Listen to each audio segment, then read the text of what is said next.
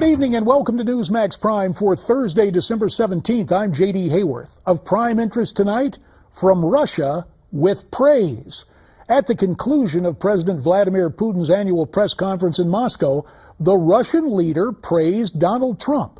Take a look at the subtitles because obviously Putin is speaking Russian. Он яркий очень человек, талантливый, без всяких сомнений. Но это не наше дело определять его достоинство, это дело избирателей в Соединенных Штатах. Но он абсолютный лидер, мы сегодня видим, президентской гонки.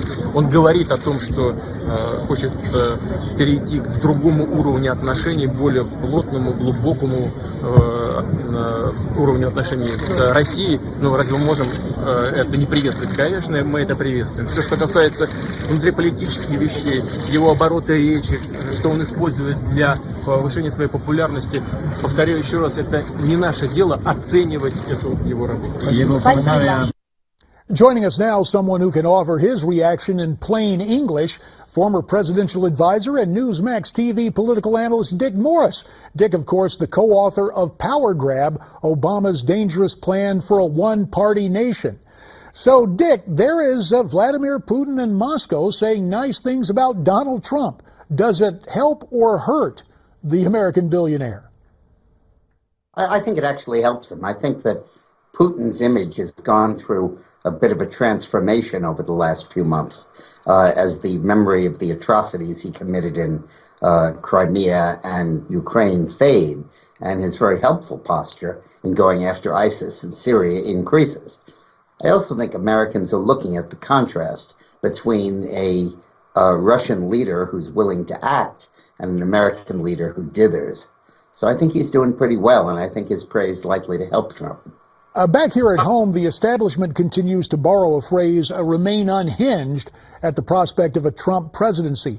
Do you expect today's elites to abandon Trump the way the Eastern elites abandoned Barry Goldwater a half-century ago? Well, if he gets the nomination, no. I expect that they'll support him and go straight through. The question of whether after the elites trying to bring him down, they will, of course, continue to do that. In a strange way, the Putin comments help because it really, in effect, rebuts those who say that Trump would not be able to conduct foreign policy because of his lack of experience.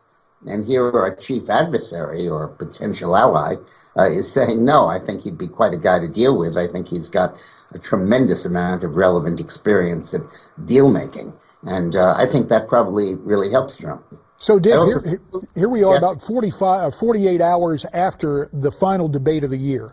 You have a penchant for seeing some things other people cannot see. What are you seeing out of that debate and the collective reaction to it? Everybody who looks at those debates, that is the news commentators and the pundits, look at it in terms of what they see on TV. The forcefulness, the eloquence, the charisma of the various candidates, the clarity of their remarks.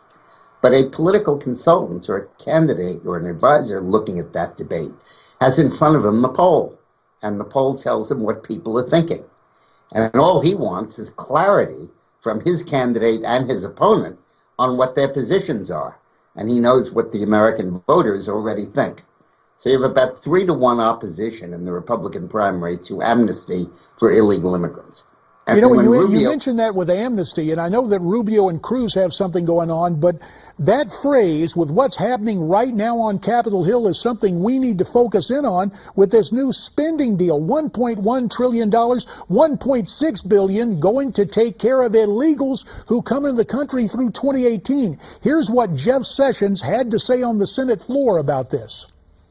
For years, the American people have suffered under the lawless, dangerous, wage-reducing immigration policies of this administration.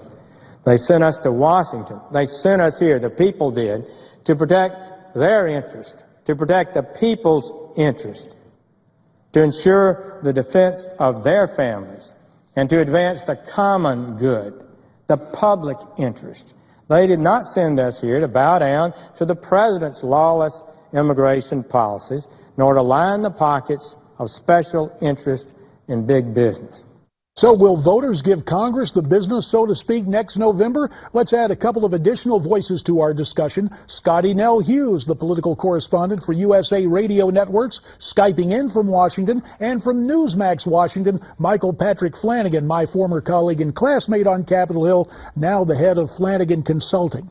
Scotty Nell, the talk is that new Speaker Paul Ryan will pass this spending package with Democrat votes. That is not going to endear him to conservatives, is it?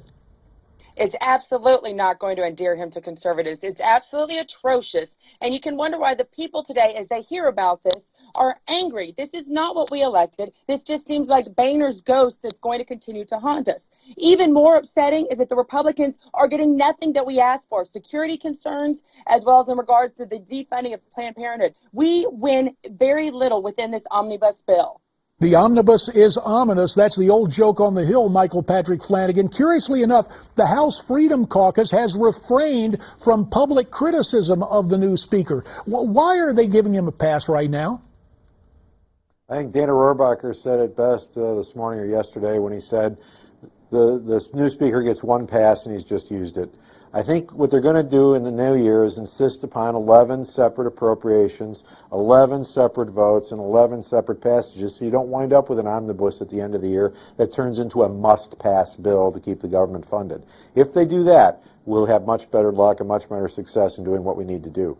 Well, yeah, regular order, but the ruling of the left is to do anything but regular order. Let me bring back Dick Morris. Dick, this spending bill, as I mentioned earlier, over $1.6 billion to fund illegal aliens coming into the country. How is this tenable politically for Capitol Hill Republicans? Well, it's not, and it is a mistake in that sense. But I want to just look at the calendar a little bit. It's almost the first of the year. Iowa is going to be February 1st. The way this process is stacked, and the way a lot of candidates are dropping out or being forced down, I think that we'll have a nominee very clearly by March 15th, and we'll mathematically probably have one by the end of April. And it'll be very clear who the Republican candidate is going to be in about 10 weeks.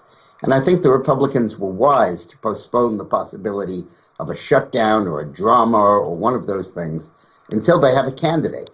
When the Republicans have a candidate, he will call the shots and very likely will want a shutdown as opposed to accepting these kinds of bills. Yeah, but that's a $1.1 trillion punt. Let me go back to Scotty Nell.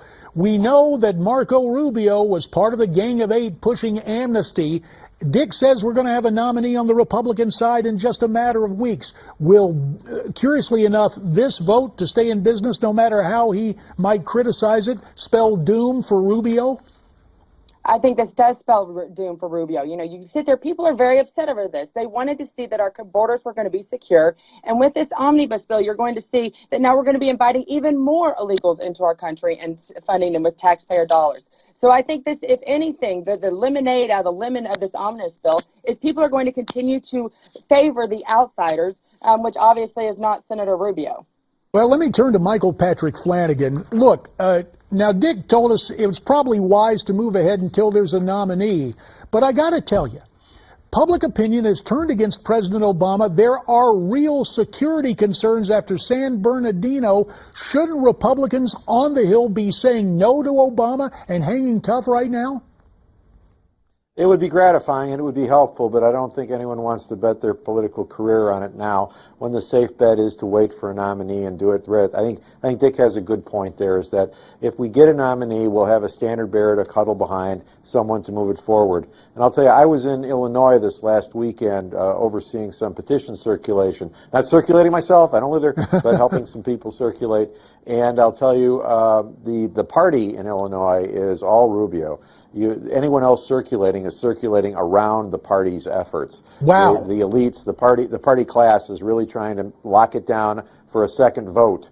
If they don't get a first vote candidate, on a second vote for Rubio. So the establishment, at least as far as the Illinois Republican Party, is cool with Rubio. Dick, put it all together for us here. We've got a minute left. I got to tell you, if there's another attack, God forbid, over Christmas, do voters say a pox on everyone's house? Is that a danger that Congress and the White House is apparently happy to live with? Well, I think Congress and the White House could be poxed, but I think in the presidential race that would help Trump or Cruz. The establishment is clustering around Rubio in the hopes that he can forestall Trump or Cruz. And the closer they hold him, the more they embrace him, the worse it is for Rubio, because their support will be minuscule compared to the opposition that their support of Rubio will kick up. And Cruz and Trump are now vaulting into a very significant lead, a 1-2 position. I think Rubio is very likely to fall down into the low teens and maybe into single digits. Bush is permanently consigned down there. And it's because of a reaction against the establishment, because of exactly this kind of thing.